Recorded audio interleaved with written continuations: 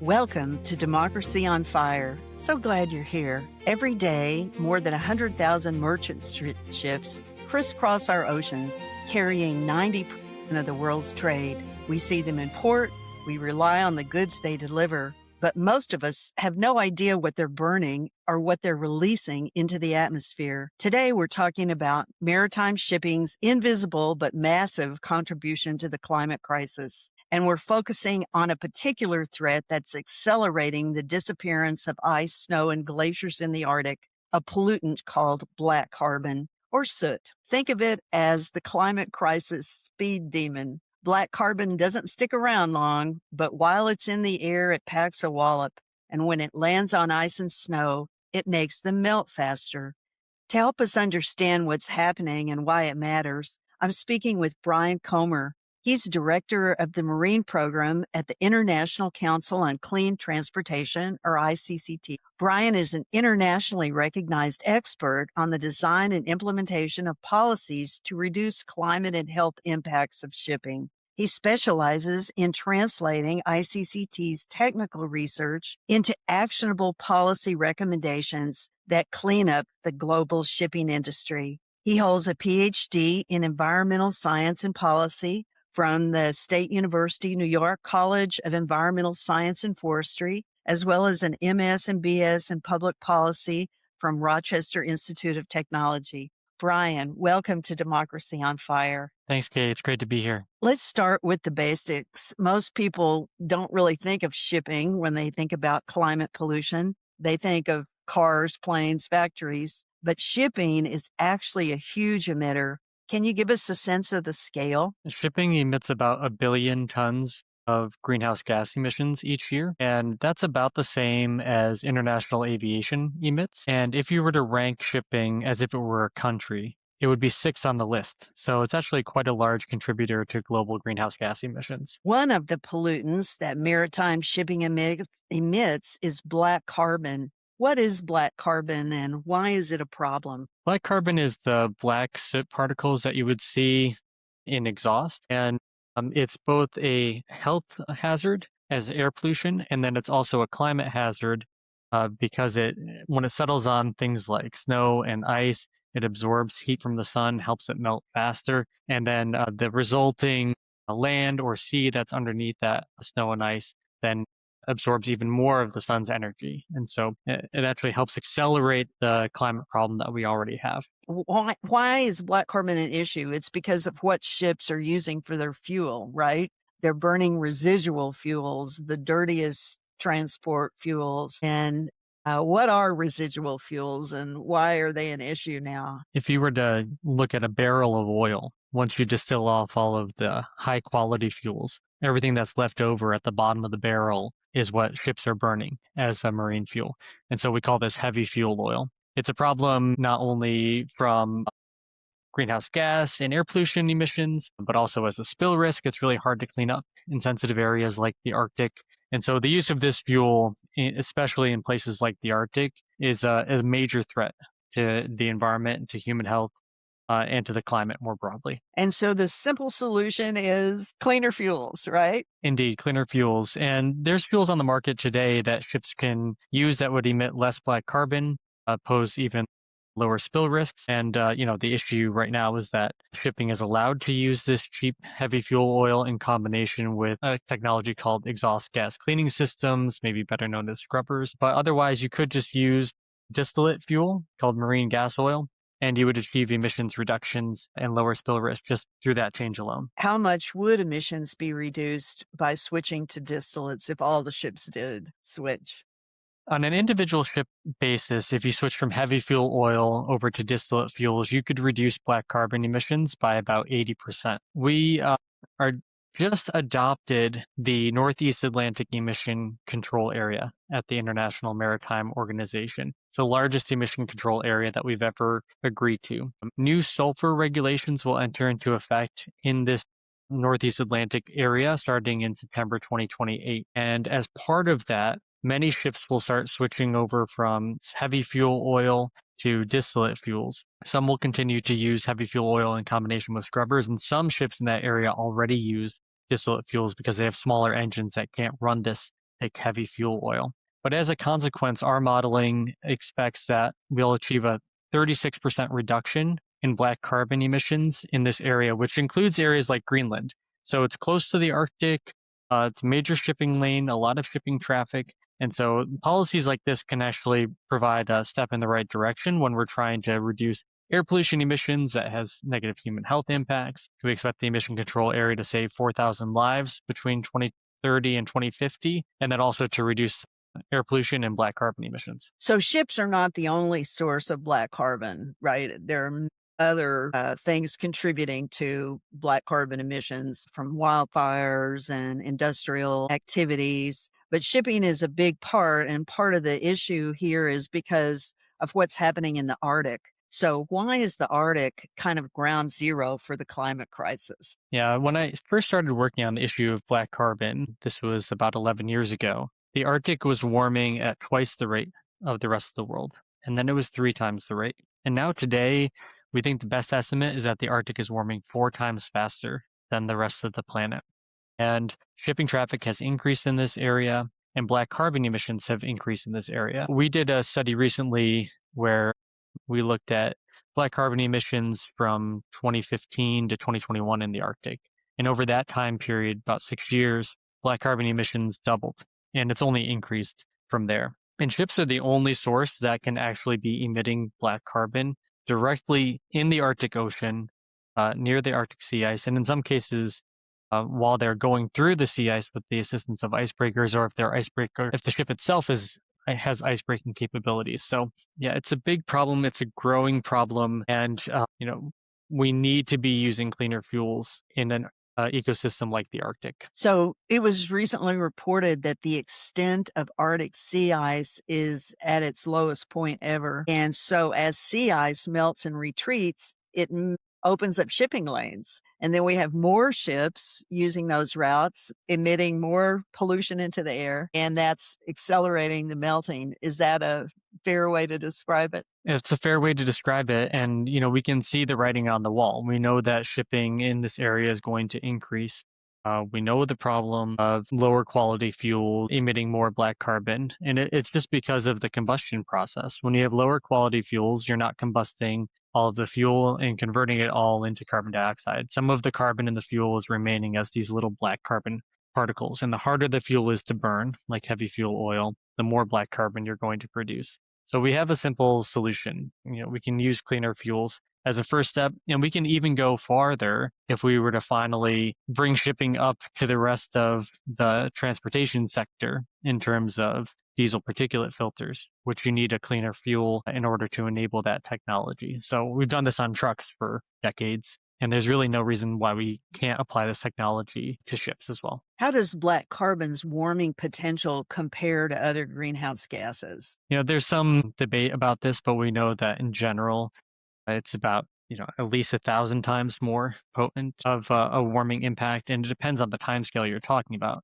And you mentioned in your intro that black carbon doesn't stick around very long. So the longer the time frame you look at this, the lower its impacts. But while it's in the atmosphere, it has a tremendous warming impact, and after it settles on the snow and ice, it has a large impact as well. And we've quantified the contribution of black carbon to shipping's total climate warming impact. Over a 20-year time horizon, we've estimated that black carbon emissions from ships represents about 1/5 of shipping's climate warming impact. So it's really quite substantial. And it also affects the folks that live in the Arctic, indigenous people who are dependent on marine mammals that live on the ice, and it's causing cardiovascular disease, respiratory illness, premature death, because residents are being exposed to black carbon, which is a component of particulate matter. Can you comment further on the health effects? It's not just affecting people in the Arctic.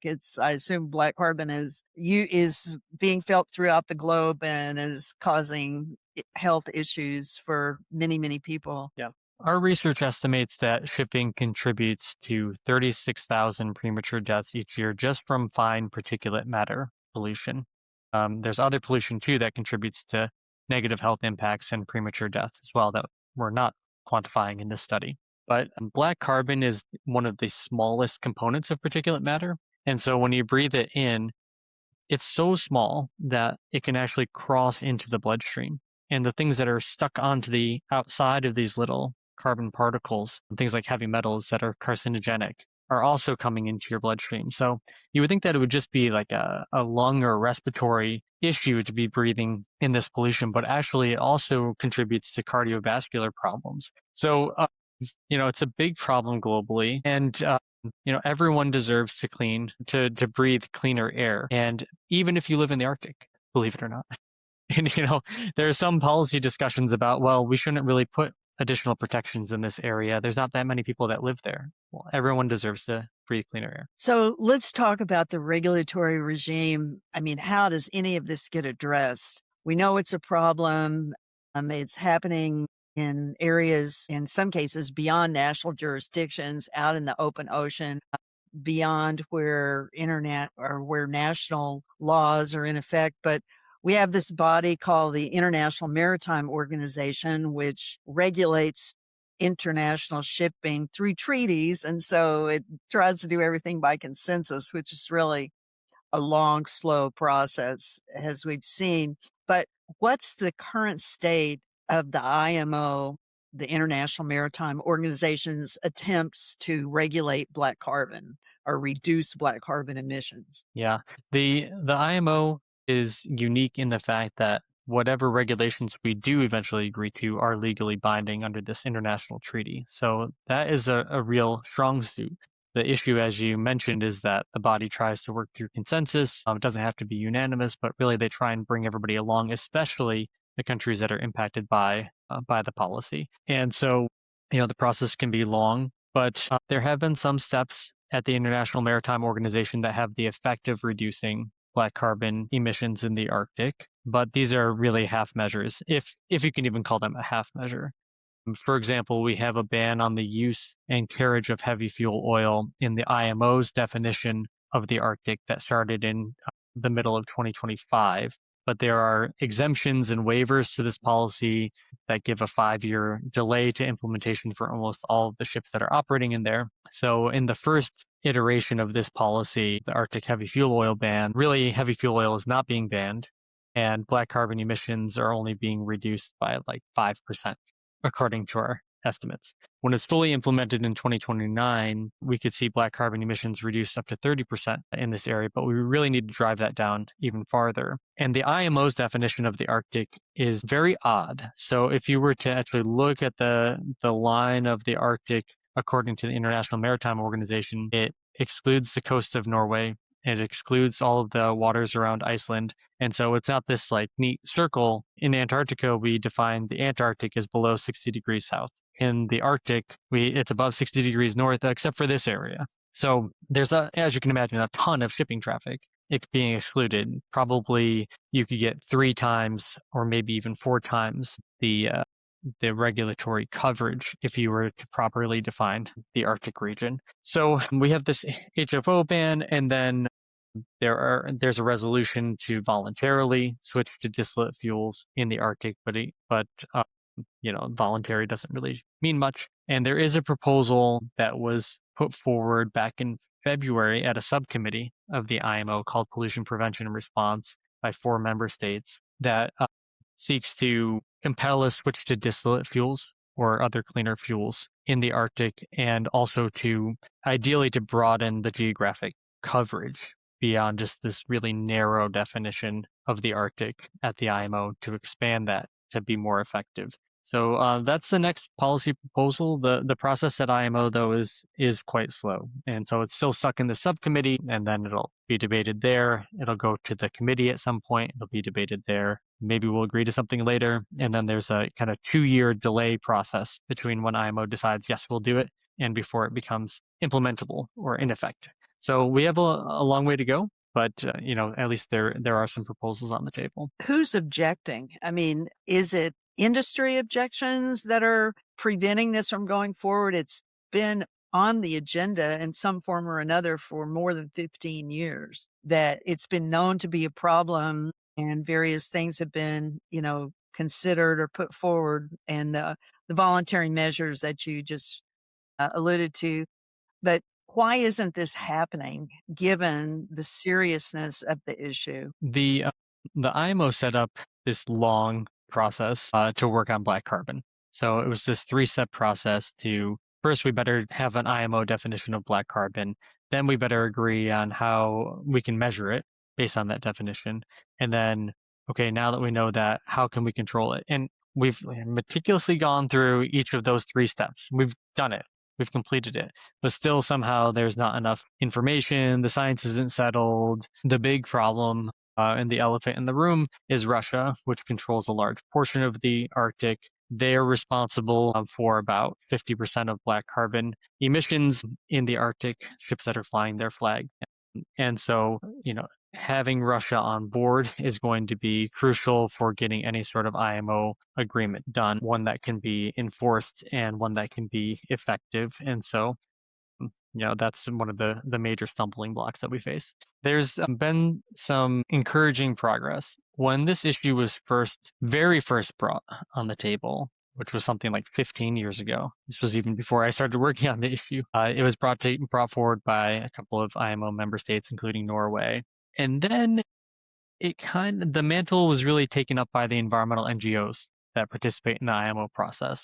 And the member states weren't so interested in really championing the issue or making sure that it moved through the process. It was really the NGOs, including a group now under the umbrella of the Clean Arctic Alliance, that has been moving this issue forward. But in February, we had 4 member states at the IMO that took up this issue as a champion and put forward a concrete proposal on how to make progress on black carbon and its impacts on the Arctic.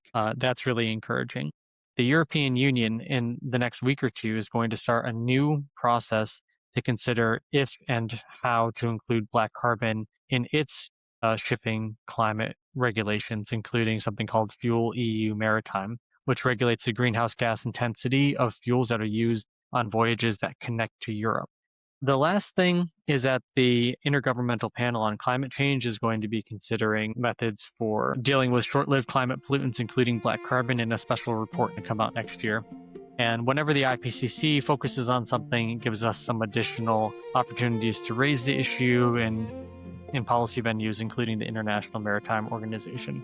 So some recent acceleration in the interest on black carbon, some recognition that the climate crisis is worsening, that yes, we need to focus on the things that we can do immediately to give us some relief, and that includes reducing short-lived climate pollutants like black carbon. Is there a way that individual people can influence this debate or accelerate the action that is pending? One is to support the organizations that are engaged directly in the policy process at the IMO and in the European Union. And this includes the nonprofit organizations that are operating under the umbrella, the Clean Arctic Alliance. So they do some great work. The other thing is that, you can support political candidates that care about the climate, that care about the environment, that care about people, and that care about people's health. And the decisions that are being made at the International Maritime Organization are being driven by governments. So if you're in Europe, support politicians that hold your values dear. We can do the same in North America, and we really need stronger leadership from governments. And that really reflects the values and the priorities of the individual member states' administrations that are in power. Bryan, I want to thank you so much for explaining the situation and sharing your expertise and your information. The Arctic doesn't belong to any one nation, but what happens there does affect all of us, because it is one of the areas that is affecting climate change throughout the globe. And particularly rising sea levels are going to be an increasing issue. And for people who want to learn more about ICCT's work and the excellent work that Bryan has been doing on shipping emissions, you'll be able to find links at our website on United American Network. So thank you again, Bryan. So glad to have you here. Thanks, Kay. It was a real pleasure. This is Democracy on Fire. Thanks for listening, liking, and sharing. Democracy on Fire with Kay Brown is edited and produced by Sam Page, executive producer Joy Silver, and is a production of the United American Network.